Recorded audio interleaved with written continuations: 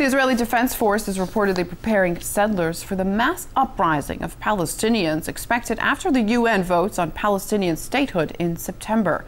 The preparations include handing out tear gas and stun grenades to civilians. RT's Paul Vaslier has more on how Israelis are bracing themselves for what they see as imminent unrest.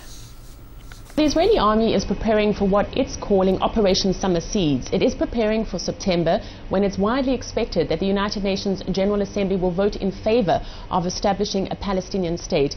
Now, the army has identified red lines around every settlement in this country. What this means is that as Palestinian protesters approach a settlement, at first they will be fired at with tear gas. If they then continue to approach closer to the settlement, soldiers will be given the order to fire at their feet and use any other kinds of means they feel is necessary for dispersing a crowd.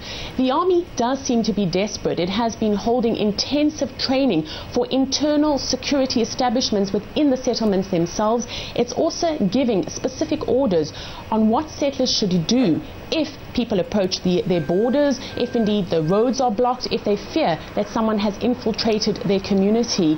It is also a growing fear here that come September there will be shortages in fuel, gas and groceries, particularly within the settlements. And to this order, settlers have been given the instruction to stock up now. The working assumption of the Israeli Defense Establishment is that come September there will be violence, there will be confrontations between Israelis and Palestinians, there will be what is being termed here public disorder. What we're hearing from the army and from the various reports that are being bandied about is that they anticipate that there will be marches by Palestinians to main roads, to interjunctions between main streets, that there will be protests held outside communities, that there will be the destruction and the damaging of any kind of symbols that are associated with the Israeli government. And to this end, the army is also preparing for the worst case scenario, which is essentially violence, shooting and any kind of terrorist activities.